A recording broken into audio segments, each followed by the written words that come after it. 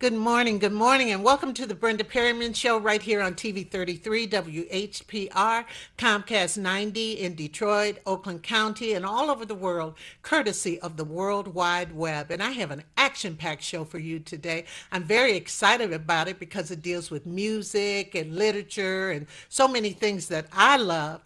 And we have a visitor here in my first segment who's come all the way from the United Kingdom also. And we're going to be talking about a project that benefits the students of the Detroit Public Schools, and we always want them to benefit. So first, I'd like to introduce my first two guests, and they are Mr. Bill Randle. Good morning, Bill. Good morning. It's a pleasure to be here. It's always good to be in Detroit. Oh, that's what I say. Drew, Good morning, and it is always a pleasure to be in Detroit. and you're in Detroit all the time. All the time. And yes, that's Drew Shultz over there to my left, to your right. And let's find out a little about the two and where their passion lies, and then we'll go on from there. Now, Bill, why don't you tell us a little bit about yourself? Well, I'm a soul music fan from when I was a little kid. And I started buying records, and then I noticed all these songs were on Motown. And started from there, started investigating more, discovered the Impressions and, all these wonderful soul artists from the 60s. And that was it for me. That was my life planned and set. And it was so funny, and you're from From Birmingham, England. Birmingham, England. And he was talking to Mr. Tyler this morning, and I mentioned that Mr. Tyler's brother was Willie Tyler, Yeah. and he went on to say, Well, everybody said I was crazy for buying an album by a ventriloquist, but I really needed that album to complete my collection, and I still have that album to this day. by Willie By Tyler. Willie Tyler and Lester. And what was the name of that album again? Hello, Dummy. Hello, Dummy. God. And so you went to school in Birmingham? Yes, that's right, Oh, so yeah. you've been in Birmingham. Yeah, that's my home. Yeah. And you do radio? Yeah, I do a radio show called The Science of Soul. The Science of Soul. What is that science? It's all about great music from any generation, and it's syndicated to 2 stations here in the States. Really? Yeah, What? but, Can we ever pick it up? Legend 107 in Tampa Bay, they run the show. Is it online or anything? Yes, yeah. Oh, You can also visit my website, www.thescienceofsoul.com, and podcasts are available on there and everything you need to know. now do a lot of performers from here come over there and perform? Not as many as they used to, but at one time we were a real, great place for particularly Detroit artists to come. I mean, I had the pleasure of working with Edwin Starr for many, many years. Edwin Starr, Yeah. Double O Soul. Yeah. And with the artists coming over, I got to meet Drew, because Drew was with the Four Tops at that time. Drew was with the Four Tops. Yeah. Now, Drew, now you're a young blood here. Now, let's talk a little bit about that. Where'd you go to school? Tell us a little of your history. I grew up in Shaker Heights, Ohio, right outside of Cleveland. Right. And similar to Bill, I just grew up with Motown music all around me. My mom was in a cover band that played around Cleveland, and still is in that band. And That sings a lot of Motown hits? lots of Motown hits, and so they would have these cassette tapes, right? And they would take their cassette tapes by genre. So they had their cassette tapes for ballads, and their cassette tapes for classic rock or the Beatles, and they had their Motown cassette tapes. And I would steal my mom's cassette tapes that they were using to learn these songs for the band and listen to "I Wish It Would Rain" by the Temptations just on Oh, repeat. goodness. And it just got the ball rolling.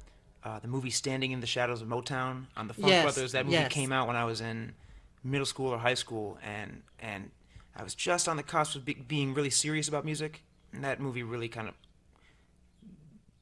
It something impacted clicked with you. me, yeah, in a really big way, So you decided then to do what? I just got more and more deeply involved in Motown music and soul music specifically, and I actually seeked out the Funk Brothers because I wanted to meet them. And Really? yeah. And this is when the internet was kind of a new thing, so you could find people's contact information online. That doesn't really happen anymore, And so I found the Funk Brothers manager, and he helped me meet them, and the drummer from the Funks, Uriel Jones, really kind of took me under his Yes, wing. Uriel. And that's really Uriel's the guy who kind of got my whole career started, to be honest. Really? Because by saying I was a student of his, opened the door for the Four Tops. Wow. So Yeah. did you tour with the Four Tops? I did, yeah. It was awesome. I played hand percussion with them for about 2 years, and then full time played drums for another three. Well, how old are you? 27. Wow, that's a lot of life for such a young man there. I've been very fortunate. So right now, what are you doing? I'm teaching music down at a new music college downtown that actually was started by a couple from the UK who had 5 successful locations all across the UK of music schools, and they just opened their first United States location here in Detroit. When you say a music college, what do you mean by that? They offer bachelor's degrees accredited through Falmouth University. Really? Yeah, yeah. And so they're doing BA programs in songwriting, the business side, music entrepreneurship, as well as performance degrees in drums, bass, vocals, and guitar. So I'm teaching drums down there, and it's been fantastic. I think one of my former students, well, was taking voice down there, Frank Fisher, but I know Audra Kubat teaches down there, and she's a yeah. former student. Does she teach voice or what? She teaches songwriting. She teaches songwriting, Really? and we co-teach a class called Live Performance Workshop, where we literally get kids together every week and they learn a song, and they have to work on performing it. But it's less about.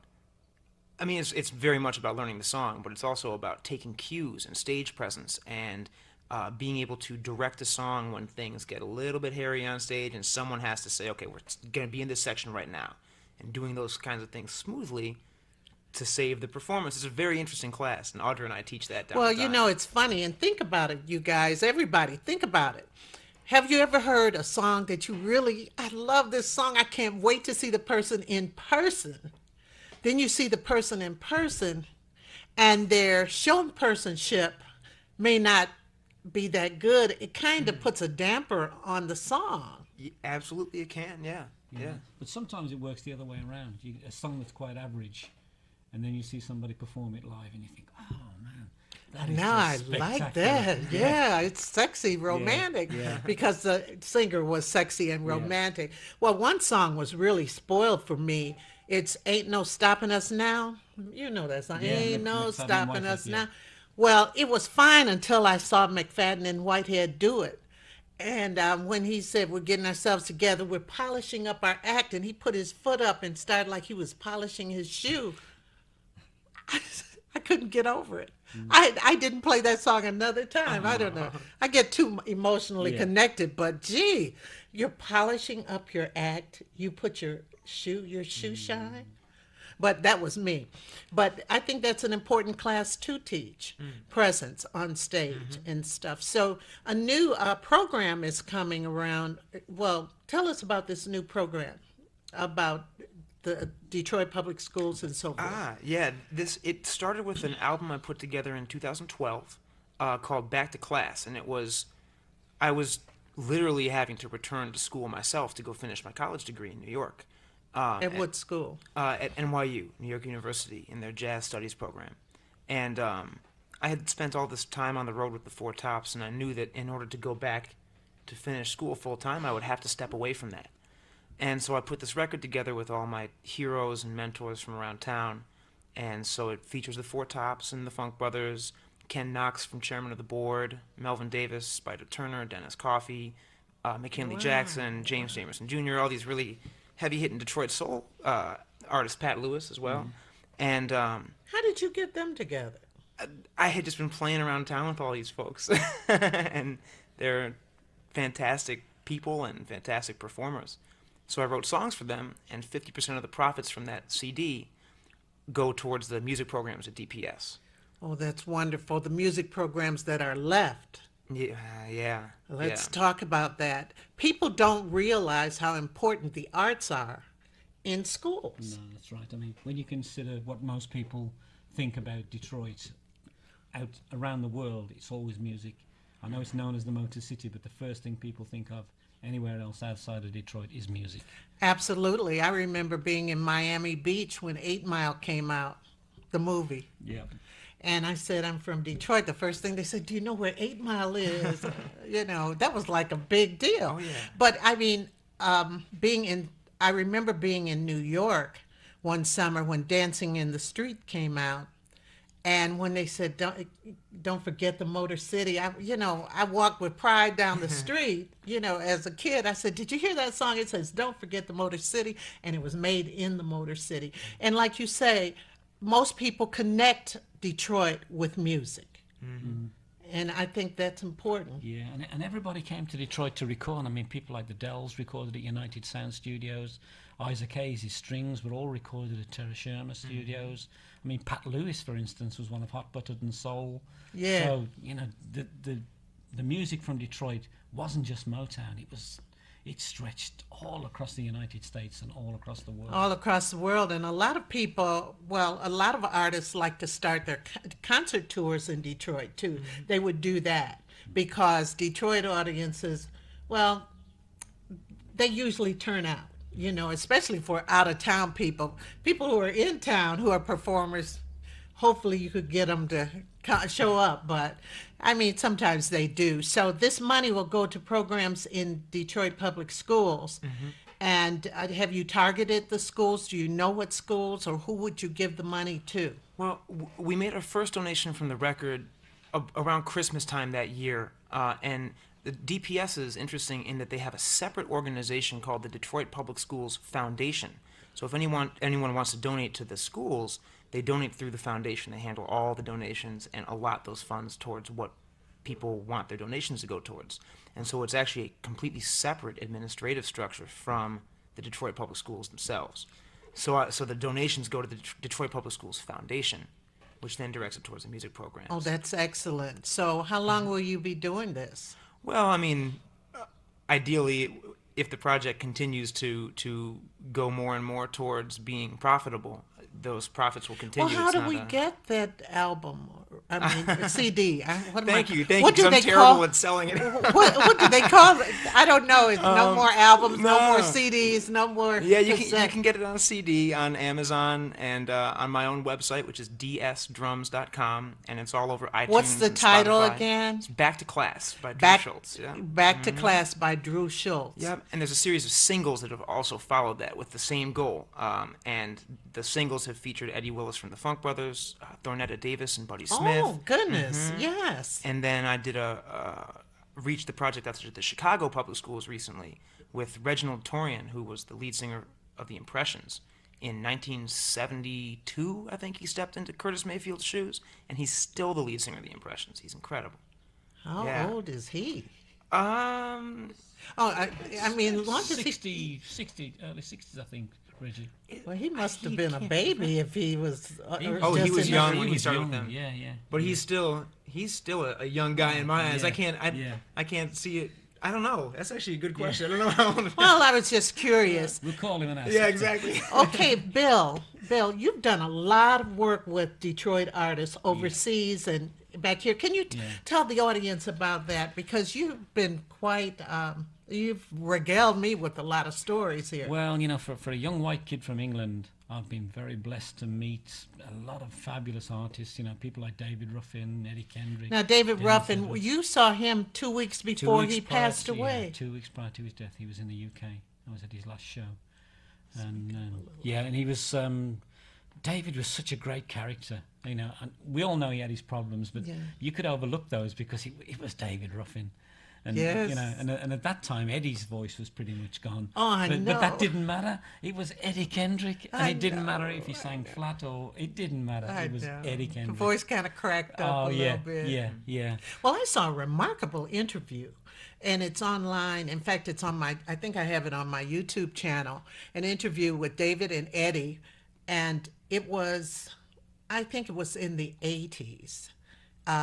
And they were talking about, the interviewer was very bad, but they were talking about who picked out the clothes for the Temps and all those things. It's just such a great interview. It seemed like Eddie and David seemed to have an understanding of each other. Can you talk to that?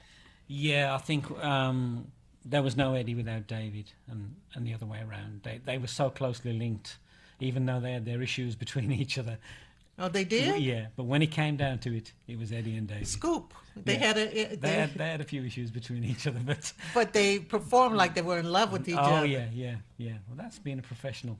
Oh, yeah. That's Yeah. that's how you make your money. You go on stage, whatever problems you had, you forget when you hit that stage. Well, they had been performing together so long. Yeah, yeah, they were like brothers. Yeah, You yeah, know, and it brothers just, have their issues that's too. right. Yeah, that's right. And so David, he seemed to keep his voice though. He still had his voice amidst all his Amazingly, issues. yeah, David was absolutely amazing. He problems with his lungs and Oh, he had problems with his and lungs all also. all the other things that he had. But when he walked on stage, it was like he was transformed into, something bigger than life. He was a true superstar. Very articulate. Yeah. Very articulate Yeah. because I think I have every interview they've ever done that I could find, and same with Eddie Kendricks, of course. And it seemed like David supported Eddie when they were out there singing. Yeah, Also. yeah. And I mean, David, when he left the Temptations, I mean, his career didn't take off the way they probably expected it to. Right. But the stuff he did after Motown, Gentleman Ruffin album, and Right. they were just fabulous pieces of work, Oh, yeah. and still sound wonderful today. What amazes me, Drew Shultz is 12 years old and he knows so much about music and who sang the music. Did you really get into the history of these people or just listening to it all the time or what? I think what happened to me was I was very fortunate enough to be exposed at a young age to real role models. I mean, you had the Funk Brothers who obviously played for the love of it, because as sad as the story is, they definitely weren't playing for the money at that point. Right. And you had the Four Tops who, the Tops were the same four guys from 1955 until 1997 when Lawrence Payton passed away. And so I was lucky enough to have these career role models that I was surrounded with who were great people, and as Bill was saying, fantastic professionals. They really walked the walk and talked the talk, and were always kind to their fans, kind to each other, and it was just amazing. They were to be around. groomed. They were groomed well. They were raised Yeah. up well within the industry, don't you think? Yeah, and I think a lot of times now that doesn't happen with the younger artists. I know. Well, And it's really think sad. about the music. There wasn't a ton of electronic stuff going in the background. This was pure music that they were performing to or recording to, right? Yeah, well, and for me, what happened personally was that because of that, I equated the music with the people who made the music, and not just the songs as they stood by themselves. And so as I got more and more into the music as a fan, I also wanted to know more and more about the people who made it, because I felt that connection, Right, right. Yeah, I don't know about you, but I used to look at the record, find out who was the writer, who was the producer, man. who did the I string I still arrangements. do that. I still do that. I Yeah. do yeah. too. I do too, because I just want to write one good hit. If you could get away with one good hit, and I think about Smokey Robinson, who has written so much, is so prolific. Same with Stevie Wonder. Think about it. You know what amazes me? How a blind man could write a song about a ribbon in the sky. I know. In fact, he seemed to write a lot of music about things you wouldn't think he'd be able to see, but someone described this stuff to him. So he had to know something. He had to know what a ribbon was. Yep. And I think that I remember the first time I ever met Stevie Wonder, we were all 12. And he was up at the Music Box Record Shop. It was on Dexter Avenue. And they said, Stevie Wonder's going to be here Saturday morning. And they sat him up on a counter. And we all stood in a line, and we had to go through. I bought the record for 59 cents or something. It was Fingertips. And we all shook his little hand and had to move along. He was sitting on the counter. And who knew that this young man would create so much? History. And I think about Smokey Robinson when he talks about in Tears of the Clown, just like Pagliacci did. Yeah. He was going to Cass Tech at the time, and he remembered them talking about the sad clown, Pagliacci. And when he was writing the song, because Stevie Wonder wrote the carnival music. Yeah. And then he said, oh, a clown, Pagliacci. And that's how he put that together, just like Pagliacci did. I can't keep my sadness hid. Yeah. Smiling in the public eye, but when I'm all alone, I cry. I want to sing now. Tears of a clown. I'll do the oboe part. Bassoon, excuse me. But when you think of all the great songwriters that came out of Detroit, it's absolutely amazing. I mean, Tony Hester. Oh, Yeah. Tony Hester. Yeah. Oh, yes, yes, He yes. he launched the career for the Dramatics. Dramatics, yes. Probably yes. my favourite group of all time, the Dramatics. Oh, yes, Dramatics right here, right here. Mm-hmm. In fact, they went to high school right down the street at Northern, and I did a 1-year perspective on Ron Banks a year after he passed. I had his wife on the show, a Yeah, friend Sandra, of his, yeah. his Harley Brown, and so forth, and his daughter, oldest daughter Tanya, all lived down the street from me and everything, and is just amazing because Snoop Dogg, that was his favorite. Dramatics Yeah. were his favorite. That's why he had them in a doggy dog world. Yeah, that tells you how important their music was. Yes. When an artist like Snoop Dogg Yeah. says, "Wait a minute, these Yeah. are the guys I need on And my." a Yes. couple times, Ballin' too was a Yeah, rework yeah, of yeah. "Fell for You." Yeah, yeah. yeah. Who it was? Snoop Dogg had a song called "Ballin'." There was a rework of the rework dramatic of song "Fell for You." Yeah, well, of course. Falling, yeah.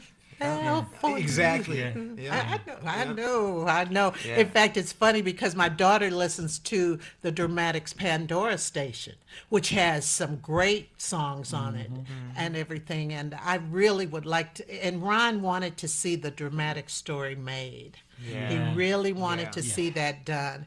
And he was just over to by my house a few months before, he and his son, before he passed, and we talked about that and writing a treatment for it and so forth. But hopefully maybe someone will pick up that mantle and do it because they have quite an interesting story. Yes, they do. He was such a character, though, wasn't he, Ron?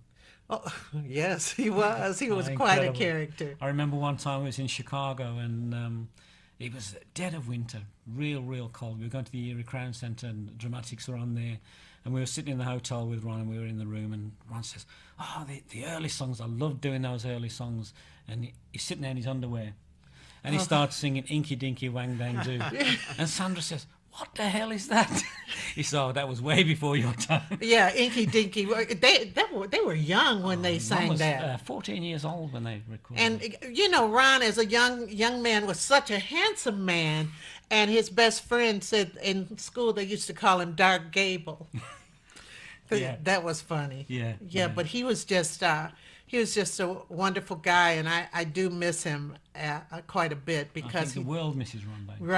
right. He tells quite a tale. Now tell me, in England, where you are in Birmingham, what kind of reception do you playing the soul music? What does that get? The great thing about today is that you're not restricted to an area.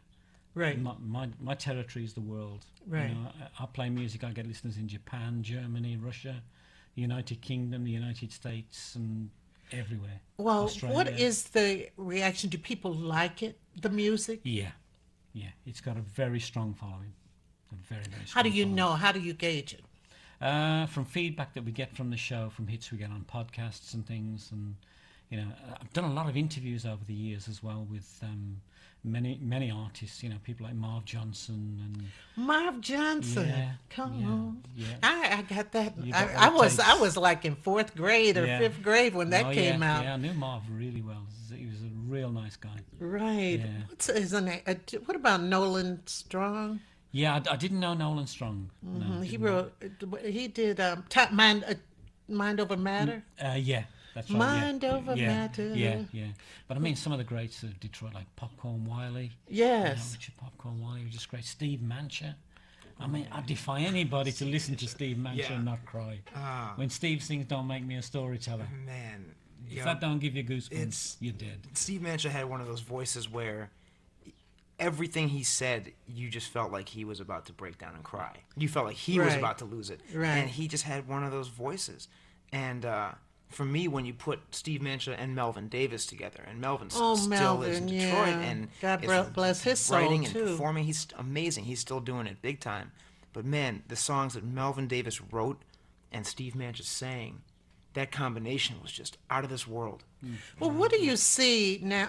Do you think that some of this music is just the basis for all music? I mean, like so many people, like I think about the reggae artists.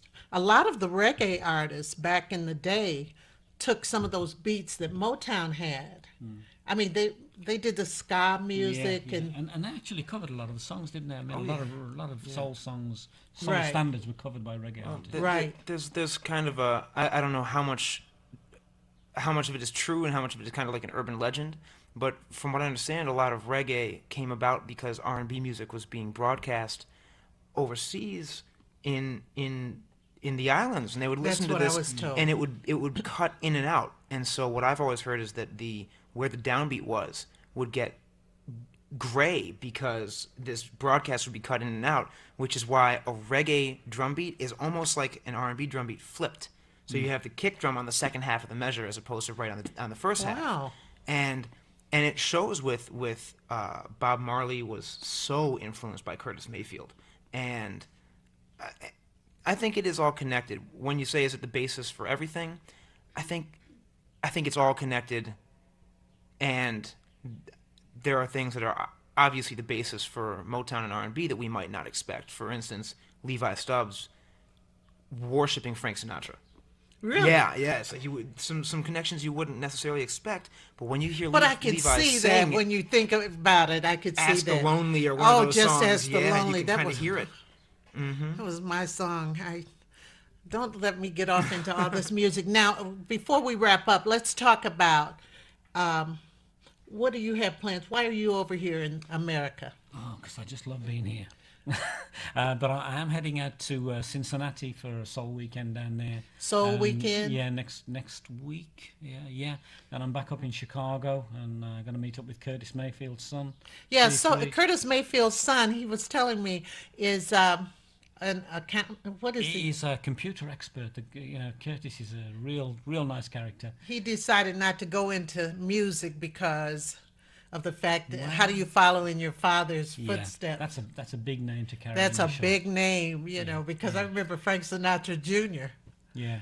He Yeah. couldn't do it. He couldn't Yeah. cut it. He couldn't cut it. Well, I did an interview with Curtis about two years ago, I think, and I approached it from the fact of what it would be like to be Curtis Mayfield's son, rather than just talk about his father. What was it like to be the son of Curtis Mayfield? And he was telling me stories about when he was in the studio as a kid and they were doing the Superfly soundtrack. Superfly. Imagine being there when that Yeah. was, Freddie's dead. Oh, Oh, I mean, and one of my favorite is the soundtrack from Claudine. yeah. The makings Yeah, of the you. makings and so, of you. I mean, it's Had a so little honey forth. sugar.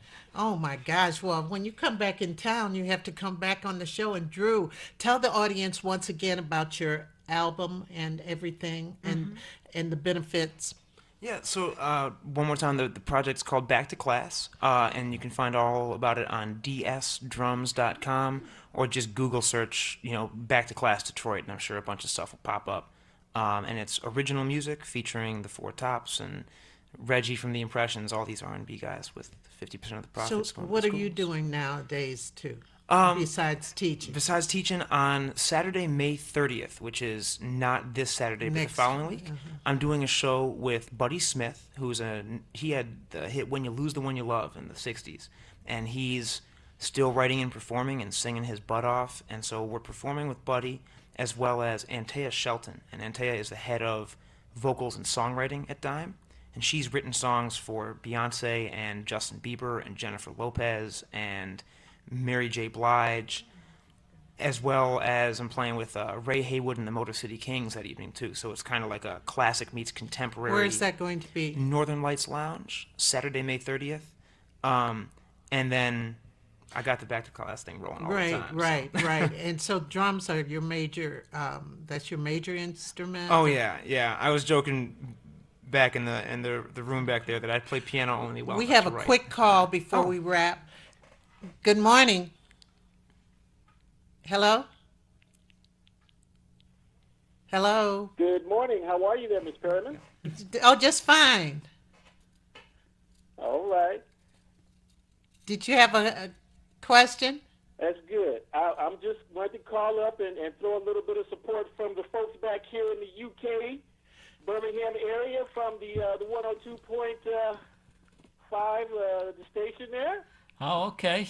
Mr. Matt Houston in effect. What's up, Mr. Hey, Bill? what's happening, Matt? You okay? I'm hanging in there. I'm watching you on the show, man. Like I said, doing your world tour. I just wanted to let you know we back here supporting you.